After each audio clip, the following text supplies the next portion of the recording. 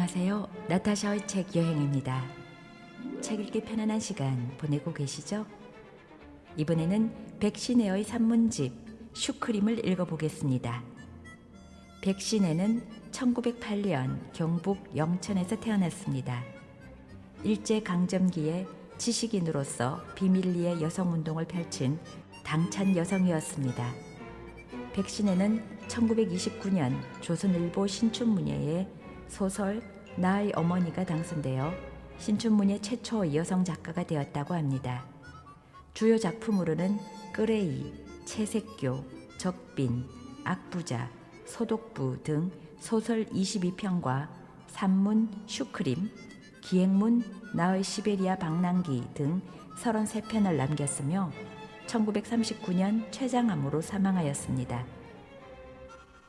2008년에 고향 영천에 문학비가 세워졌고 백신혜 문학상이 제정되었습니다.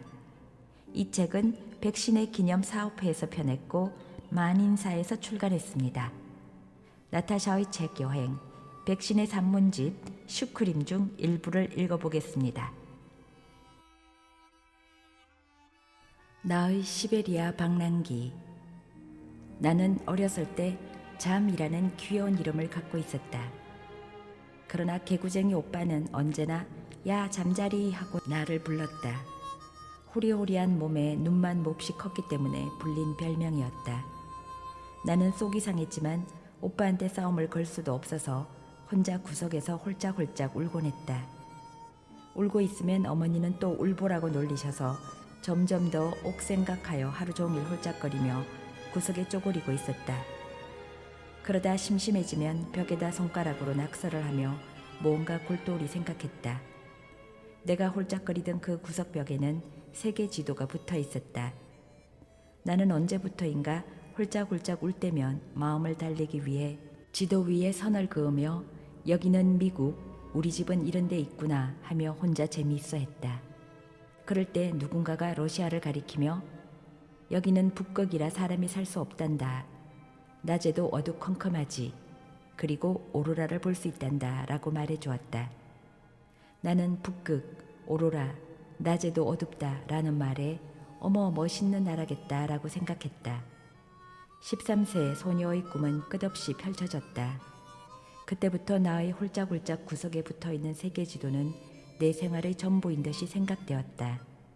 북극, 오로라만이 아니라 레나강도 찾아내었고 바이칼호도, 우랄산도 나의 아름다운 꿈속에서 동경의 대상이 되어버렸다. 언젠가 꼭 레나강에 조각배를 띄우고 강변에는 자작나무로 된 통나무집을 짓고 눈이 하얗게 덮인 설원을 걸으며 아름다운 오로라를 바라볼 거야.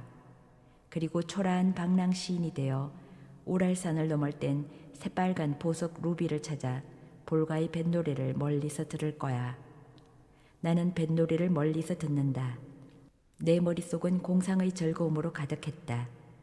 어떻게 나 같은 울보 잠자리가 누가 봐도 어울리지 않는 이런 꿈에 젖었는지 조금 이상하다.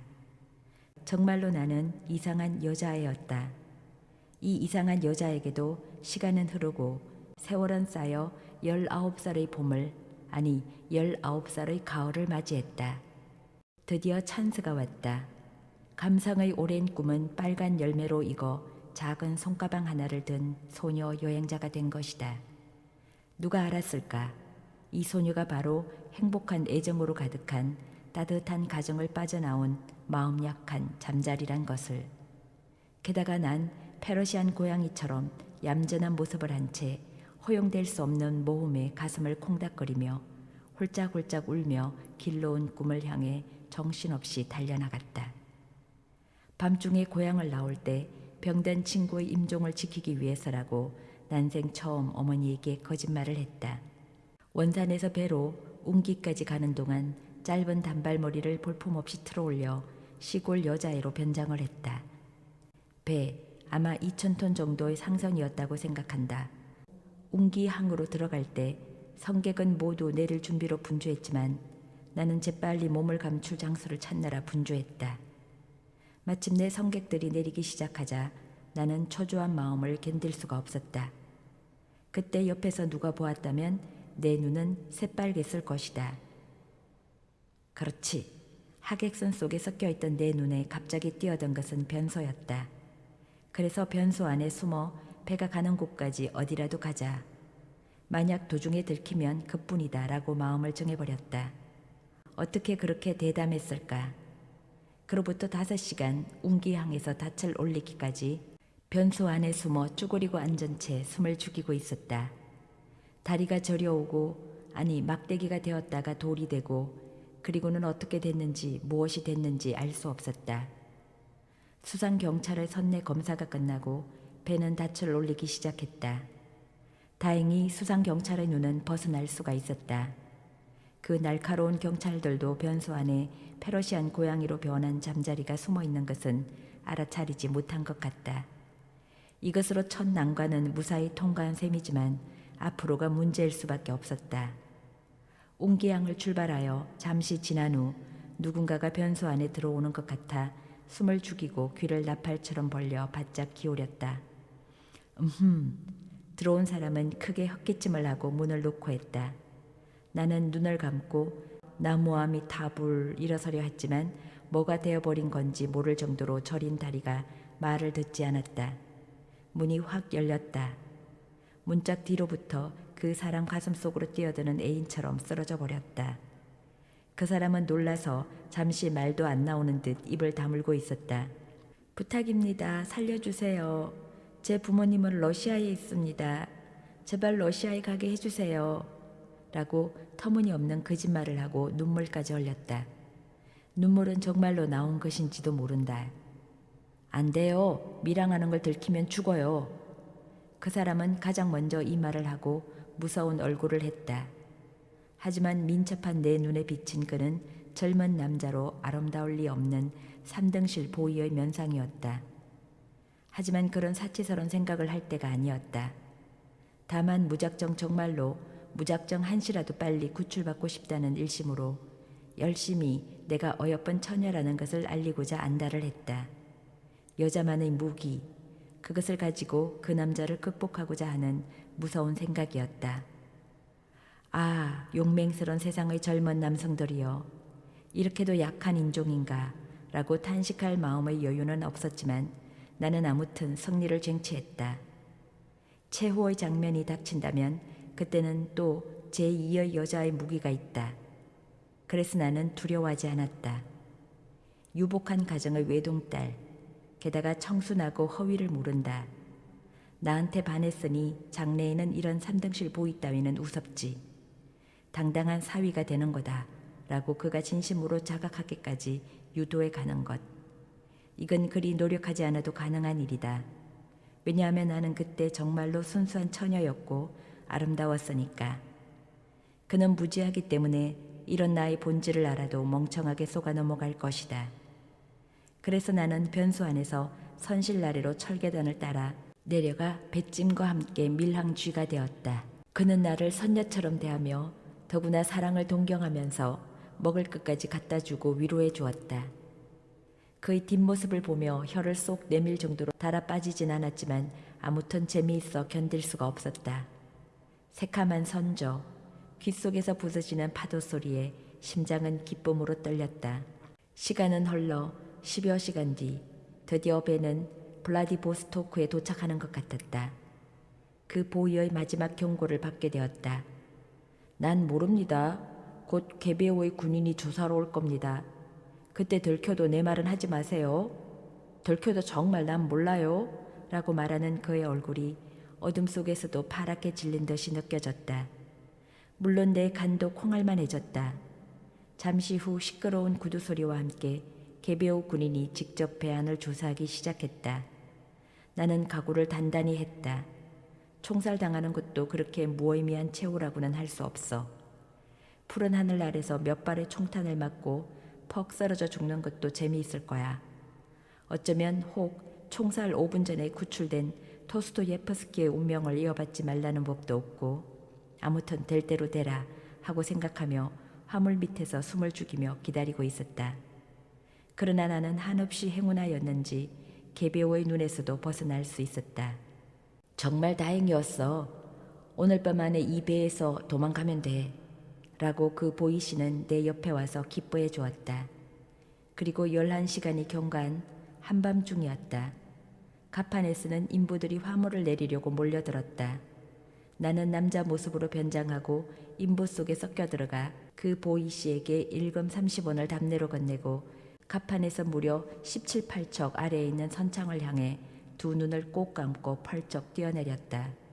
뛰어내리는 순간 양귀가 공중을 나는 것도 같고 하늘로 끌어올려지는 것도 같았는데 다음 순간에는 선창 위에 엉덩방아를 찍고 너무나도 비참한 포즈로 내동댕이 쳐졌다. 나는 부서진 것처럼 아픈 꼬리표를 양손으로 누르며 달아나는 토끼처럼 물건 뒤에 숨었다.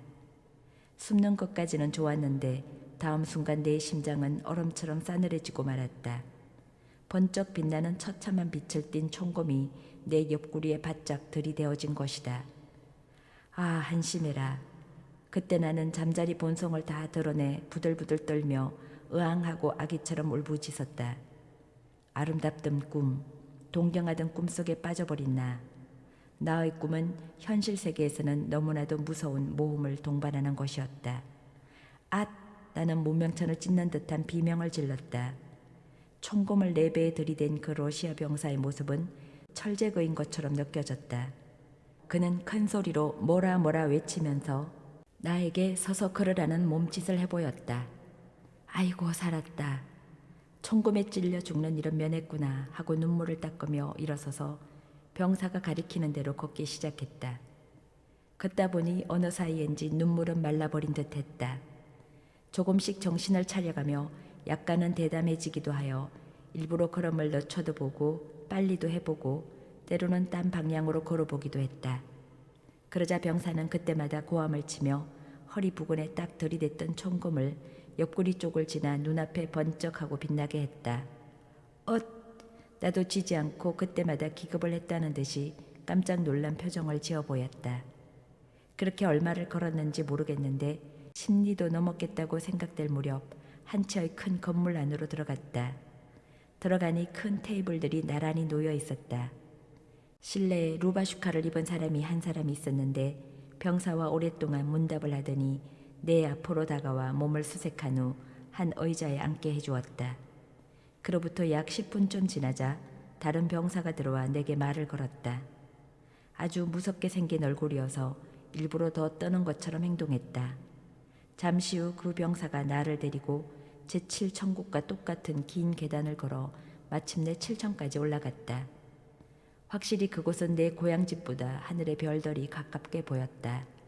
그리고 한 문을 열고는 들어가라는 몸짓을 하기에 나는 젖가슴에서 떼놓으려 할 때의 아기처럼 병사의 가슴팍에 확 달라붙어 버렸다. 싫어요. 이건 감금이잖아. 하고 떼를 쓰는 아이 발을 동동거렸다. 안 되겠네 인연. 왜 아우성이야? 그런 말이겠지. 병사는 점점 더 화를 냈다. 그때 문득 보니 병사의 모자 가장자리에 커다란 빈대가 유유히 산보를 하고 있어. 나는 깜짝 놀라 병사에게 떨어져 들어가라는 방으로 뛰어들어가 버렸다.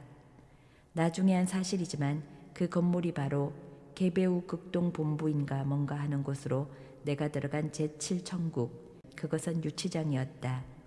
매일 높은 창문에서 아래 길을 내려다보면 조선 옷이나 기모노 모습은 한 사람도 섞여 있지 않았다. 양복을 입은 사람뿐이어서 나는 비로소 조국에서 멀리 떨어져 있는 것을 실감했다. 더구나 철장에 갇힌 몸이라고 하는 잠자리의 공포가 깊어갔다. 만 한 달, 그 후 어느 날 두 사람의 병사에 호송되어 배에 태워진 채 3시간을 갔다. 끌려 내린 후 보니 산에 둘러싸인 목가적 정서가 넘치는 시베리아 풍의 작은 항구였다. 무성한 풀숲 속에 빨간 깃발이 세워진 하얀 건물 안에 다시 갇혀버렸다. 거기서 7일간 철창은 부러지거나 굽이 있어 밤에 달이 뜨면 철창 밖으로 보이는 설경에 가슴이 어는 것 같았다. 아침과 저녁에 한 번씩 검은 빵을 한 건씩 나누어주고 대소변을 보게 밖으로 데리고 나갔다. 나는 밖에 나가는 것이 좋아서 그때마다 밖으로 나갔다. 넓은 들판에 제각각 자리를 잡고 마음대로 용변을 보는 광경은 세계 어느 나라에서도 맛볼 수 없는 유머이다. 정해진 변소가 없다. 변소를 정해서 냄새를 참아가며 용변을 볼 필요가 없는 것이다. 어차피 넓은 들판이다. 설령 한아름의 변을 떨어뜨린다 해도 이렇게 거대한 풍경에 무슨 흠이 되랴. 더구나 달밤에 달을 바라보며 총검을 든 보초병을 세워놓고 천천히 용변을 보고 있노라면 들똥 맛이라고 하면 좀 이상하겠지만 일종의 상쾌감을 느끼는 것이었다. 어느 날 새벽, 아마도 영하 20-30도는 되는 이른 아침에 나는 끌려 나왔다.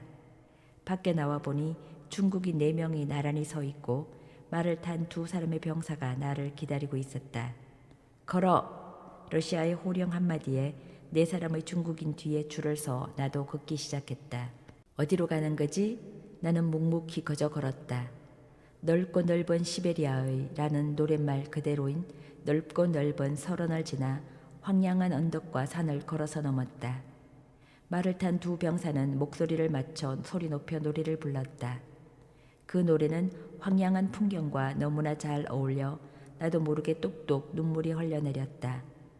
눈물은 닦지 않아도 거센 찬바람이 가지고 가버렸다. 30-40리나 걸어서리라 생각될 무렵 나는 한 언덕 아래 쓰러지고 말았다. 그러자 2 병사가 뛰어내려 뭐라고 서로 외치더니 그중 젊은 쪽이 나를 가볍게 들어안고 말을 탔다.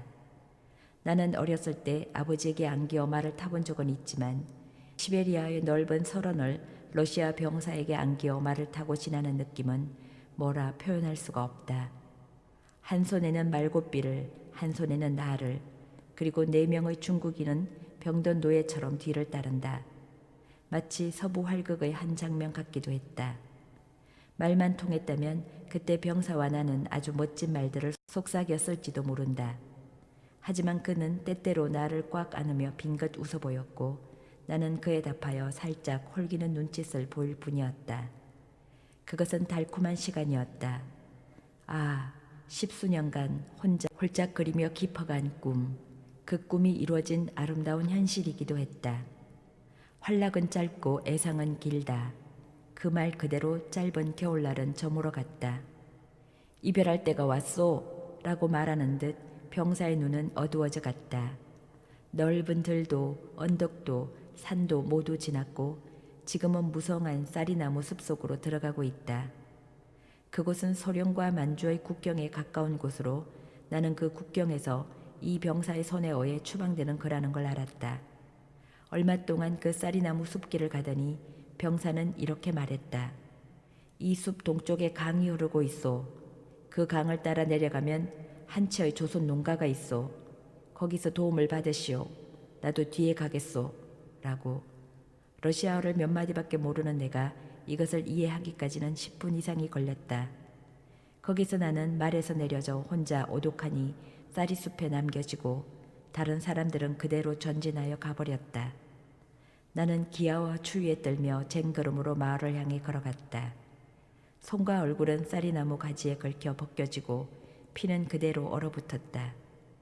얼마 안 가 날은 완전히 저물고 공포는 점점 커져갔다. 공포, 아무것도 무섭지 않았다. 단지 동사에 대한 공포, 그것뿐이었다. 그때 어둠 사이로 하얗게 언 강이 보였다. 나는 그 언 강 위를 마구 달려갔다. 7.8기 정도가 아니라 수십 번을 넘어졌다. 갑자기 한 등불이 보였다. 그것은 바로 가까운 곳에 있었다. 그러나 밤의 등불, 그것은 요물처럼 가까이 가면 저만큼 멀어지며 이리와 이리와 하고 손짓을 했다. 무서운 것은 인간이다. 이 세상에 도대체 무엇이 인간보다 더 무섭다고 할 수 있을까? 나는 드디어 병사가 가르쳐준 농가에 당도할 수 있었다. 누가 이런 나를 잠자리라고 부를 수 있을까? 그 농가에서는 나를 진심으로 위로해 주어 그제야 겨우 살았다는 느낌이 들었다. 몸과 얼굴은 꽁꽁 언데다 긁혀서 까지고 부딪혀 멍이 들어 꼭 문둥이 같았다. 밤은 무시무시한 북풍 소리와 함께 깊어갔다. 나는 온몸이 아파 이리저리 뒤척이며 끙끙댈 뿐 자는 것은 생각도 할 수 없었다. 또각또각 바람소리 속에 말발굽 소리가 들려왔다. 그 병사다. 나는 직감적으로 알아차리고 일어나 다리를 끌며 밖으로 나왔다. 야, 틀림없는 그 병사였다. 그는 말에서 내리자 내 어깨를 쓰다듬으며 몹시 기뻐해 주었다. 그는 밀양자를 국외로 추방해야 하는 자신의 임무를 어긴 것이다. 그날 밤 병사는 농가 주인과 보드카를 마시며 재미있게 이야기를 나누고 나를 꼭 잘 부탁한다고 당부를 하고는 새벽에 떠나가 버렸다. 나는 눈물을 흘리며 그에게 감사를 전하고 작별했다. 숲 저편으로 떠오르는 아침 해를 받으며 우물물을 깃고 달을 바라보며 들똥을 누고 그러는 사이 한 달이 지나가 버렸다. 농가 주인의 호의로 여권을 얻을 수가 있었다. 나는 쿠세레야킴이라는 이름으로 다시 블라디보스토크로 들어갈 수 있었다. 배에서 내려 사람 물결에 휩쓸리며 도시 입구에 서자 양두마차가 달려가는 것이 정말로 러시아다운 느낌이었다. 금야 부지 하처수 평사 만리 절인년이라는 한시의 심경으로 하염없이 도시 입구에 서 있었다. 내지였다면 몇 번이나 불신 검문을 받았을 텐데 이곳의 순사는 전혀 개의치 않았다.